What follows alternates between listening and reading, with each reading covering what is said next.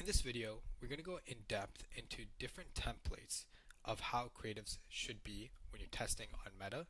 We're going to give you some secret sauce, and we're going to give you an overall understanding of what you need to know about creative strategy to be successful on Meta ads for your health and wellness brands. So this is for both health and wellness brand founders and performance strategists working on supplement brands, hair loss brands, telehealth brands, you name it.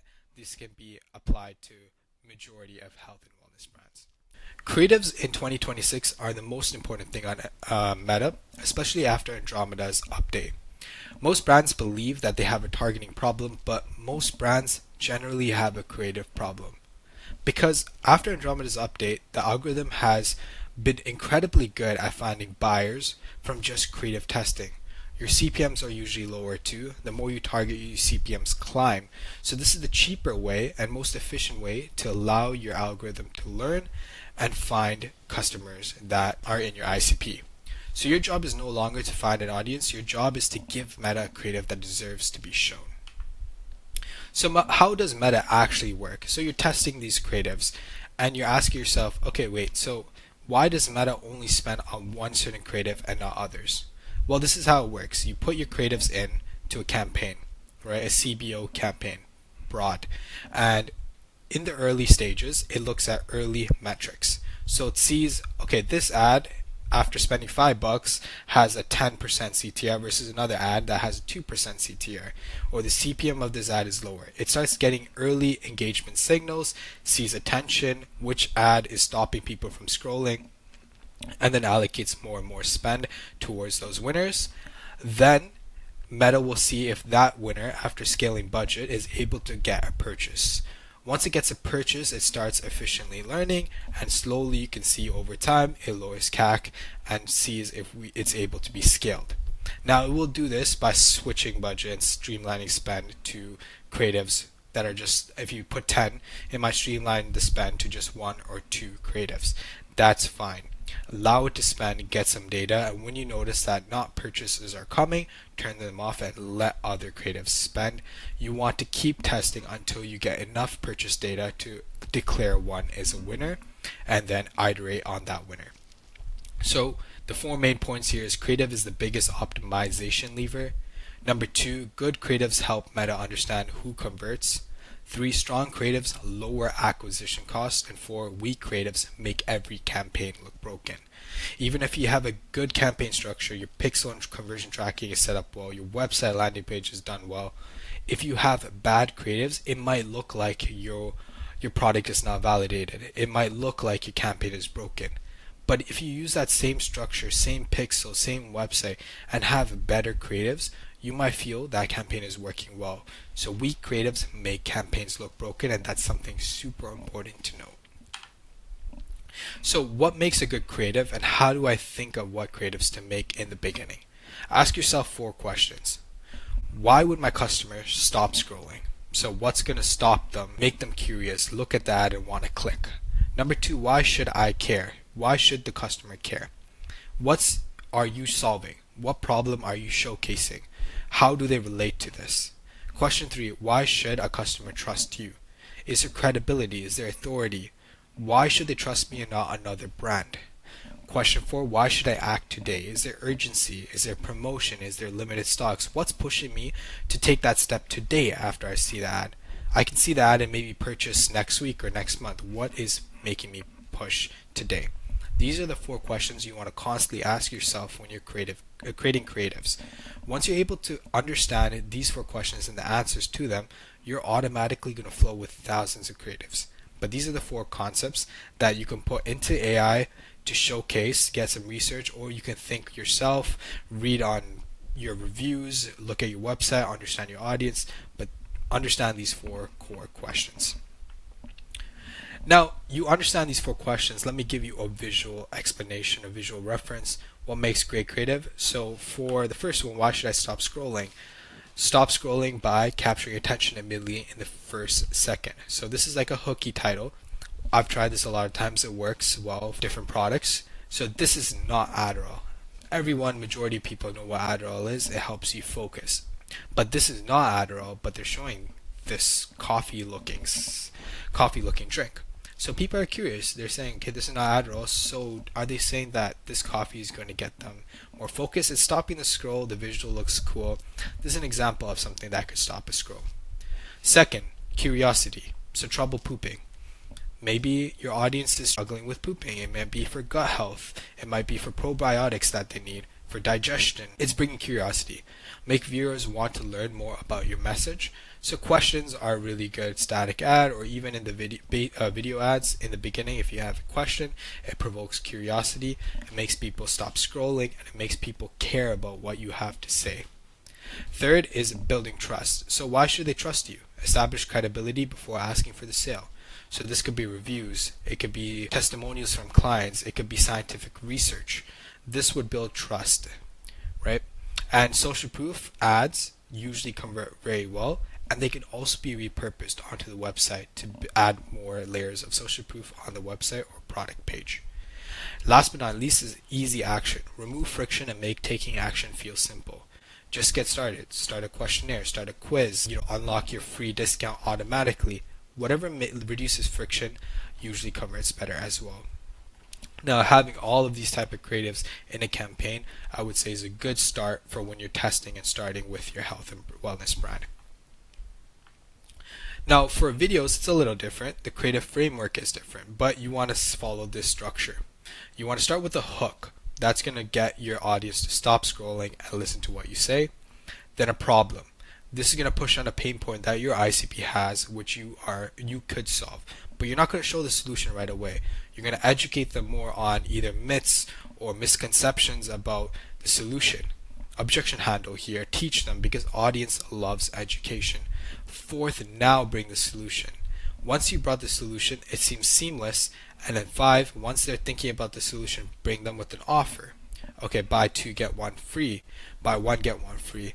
Buy 5 products, get 50% off, free shipping, whatever it is. Give them an offer to show, okay, there is something that is wanting me to act today and not next week or next month. And then end it off with an easy CTA.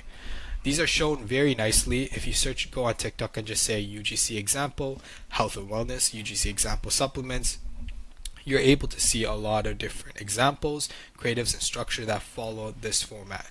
So every ad should naturally flow through its structure. Start with a hook that captures attention, addresses the problem, educates your audiences, presents the solution, make the offer, and provide a clear call to action.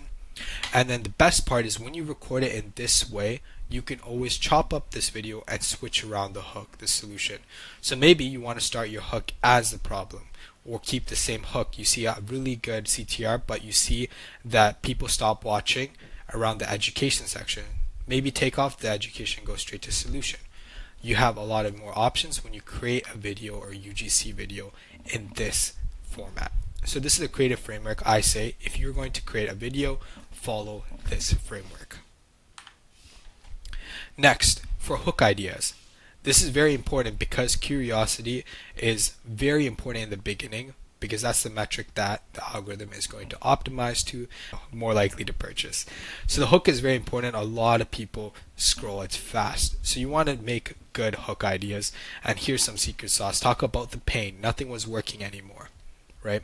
A UGC example or a founder telling their own story. Nothing was working, but this is the solution that we've created. A myth usually works well too. Calories weren't actually the problem. It's this, XYZ. Statistics add credibility. So over 70% of people experience this. Now, if you are in preventative health, I would suggest statistics. So if you're in longevity or if you're in dementia medication, talking about statistics and the future and the probability of you facing this issue now is more likely to convert. Fourth is curiosity. I wish someone told me this sooner. Now, a lot of people are using this line. I've seen it a lot in space supplements. It still does work, but I would say reiterate, try different curious hooks, but I wish someone told me this sooner is a good example of a curiosity hook. A story resonates with almost pretty much every health and wellness brand, especially when it is genuine. So I spent 5 years trying everything. This works really well with loss type brands, meaning hair loss, weight loss. These are the type of brands that resonate well and bring conversions with story type ads. And then finally, visual. So show something unusual immediately. This could be like memes in the beginning or new trendy topics that you're bringing in the beginning to your video, or static. Try visuals. But from all of these, stick away from visuals if you're just starting. You want to use this when you've already scaled the spend, you found some winners, you're working well, and you just want to see, okay, is there anything that we can do for quick sales, quick movement? Try visuals. Now, once you've scaled up, so these are not for brands who are just launching their creatives and just trying to find creatives that are converting. These are for brands who have scaled past 10K, 20K. They've found a lot of creatives, but they're feeling like one or two creatives are only in their account. They're testing different creatives, but nothing's really beating their winning creatives. They want to try something different. These are some different angles you can test. So founder, tell the story why your company exists, especially if there's a solid mission, a solid vision. If there's a founder that's faced the same problem, make it genuine, and this could potentially work. We have customers to show real transformation and customer success stories. Why I say this can't be done in the beginning is most people wouldn't have taken your product and shown results. You want to collect data. You want to see which type of clients are purchasing again and again on your LTV. Who's purchased the most? In this 6 months of advertising, we had a customer who purchased in the first month and is still actively purchasing your product. They definitely feel some results and success. Reach out to them, see if you're able to gather a testimonial or video reference. Anything that has customers and shows social proof, it's good for both your website but also converts well. Third is lifestyle. So demonstrate how life improves with your product.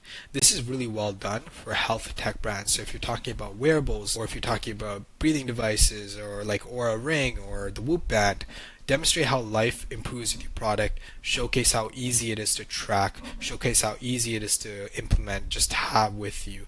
Lifestyle ads work really well for wearables and health tech brands. Next is scientific. So this is research, mechanisms, explanations. So if you're working on a supplement and your team has Harvard scientists and MIT scientists, talk about how this was created by a Harvard scientist, or the research by Harvard, or this is based off research from Stanford, or this is why XYZ points scientifically. And this could also resonate from your audience. Now, these are only for brands that have been advertising for a while and want to try something different. These are some secret sauce items here. More creative angles. Now, pain point could be done from the very beginning. I think there's a start here for a reason. Pain points always convert because it touches on a pain point that wants immediate solution. That means that they're on more bottom of the funnel. They are product aware, solution aware. Mainly, if you can get them a good offer, a good sale, they will convert. So the pain point is a creative angle. Myth bust, we've talked about it throughout the video, but breaking a myth, challenging common beliefs and assumptions, gets a lot of engagement. Demos show exactly how your product works. This could be for more complicated products that people really need to understand. This could be really well for dashboards or analytics, health tracking, health tech brands. Demo works. And FAQ, answer common objections and questions. This is something that works later on. You might have a common objection in your field, and if you're able to solve that common objection, that is something that builds credibility and trust with your audience. And this could potentially work as well. Could be both of static, could be also video. Now, the way we test frameworks, and now you see in a lot of different examples, the way we think about creatives. So if we look into an ad account and it's fresh, we test 10 new creatives, right? Different angles. So we'll have one video following that framework, then we have one static that's curiosity pulling, another static that pushes on a pain point, another static that focuses on pricing and offer. And we'll try different angles and creatives in the beginning, then we'll find 2 to 3 winners. And then you might be asking, okay, I've tested this before, but I've never found a winner. How do I generally get 2 to 3 winners out of 10 creatives? Sometimes if you don't have purchase data, the 2 to 3 winners would be on the early metrics that Meta optimizes towards. So if you see that one ad is getting a super duper high CTR, that would be your winner for now. And then you would iterate on that winner. Test and then create different batches, different types of angles, keep flowing, keep letting spend go, collect data, and once you get purchase data, then you try to find out if you can scale that winner. So when you push it to a scaling campaign, try to put more spend behind it. If it's still improving in efficiency or maintaining the efficiency at higher spend, then iterate on that winner and repeat. And then that's how you scale. So creative volume wins. One viral ad rarely grows a business. A repeatable system does. And that's something very important. Just because 1 week you have a super viral ad and you're getting a lot of purchases, creative fatigue is a real thing. So you need a repeatable system. Launch creatives, identify winners, iterate to find one scalable winner, then repeat the entire process continuously. Do not stop. And that gets to our main point. Winning creatives are never finished. When something works, don't celebrate. I mean, yes, celebrate, but don't celebrate too much because you have to build around it. Create new hooks, new intros, different lengths, new creators, better visuals, do everything. The goal is to extend the life of winners, and on Meta, you will see that if you keep one winner in an ad account, over time it is going to diminish in performance, and that is because of creative fatigue. In terms of metrics, you can see that the frequency constantly gets higher and higher because that ad is being shown to the same person again and again. So you need more creatives that are an iteration of your winner so that you can avoid creative fatigue and continuously scale, continuously find new winners, and continuously show different creative variety. The biggest mistakes that I see, aside from all of this, I can see brands really working well, trying different angles, having good spend, having good ROAS. But what could improve their situation? Taking away ads that talk about features. So talking about product features, talk about outcomes instead. So if it's a health brand, don't talk about a chip or a battery specifics. Talk about the outcome. Okay, it's not I have XYZ battery, it's this battery will last you for a whole week without charging. That's the outcome. If there's a specific chip that transfers and has this cool sort of mechanism, blah, blah, blah, the audience would not understand that. But if you're able to say the tracking is automatically synced to your laptop or Apple devices that you can check on your phone, that makes sense. So talk about the outcomes instead. And if you want to go even deeper, talk about why having it on your phone and checking every day allows you to be XYZ better. Second, impatience. And I struggled with this in the beginning a lot, changing campaigns every 2 days. Creative needs enough data. So that's true. Once you have a creative, and even if it does not provide purchase, your campaign is not working, give it 2 days time or give it enough spend. Don't be impatient because creatives do take time to learn, especially in the beginning. And then third, one creative. So testing one creative testing requires volume. What this truly means is if you have pricing, so we have this right now actually, we see an ad account that's winning with pricing, we're testing a lot of pricing type of ads, but that's not the full plan for the future.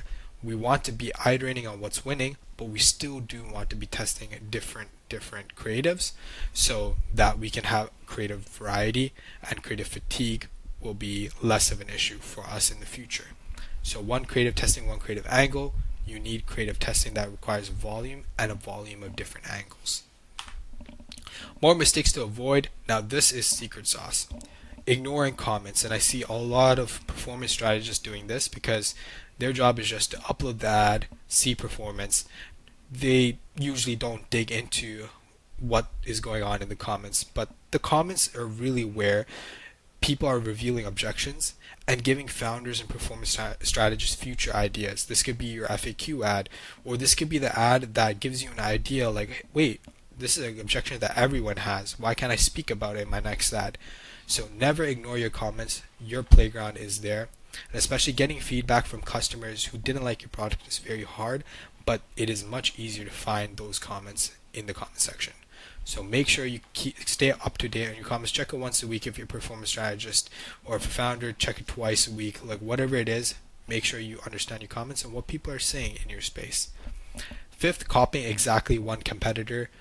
Learn from them, but don't become them. And I see this a lot. A client looks at a brand and sees their success, and they're doing exactly their website, the same offer, same statics, and they test. Yes, this could win. And I'm saying copying does work, but do not copy one competitor exactly. Look at your space, look at different competitors, look at the best offer within your space, look at the best website within your space, look at the best type of creatives for different angles within your space, and then test all of those together. Be the best in your space. Don't copy just one competitor that's working.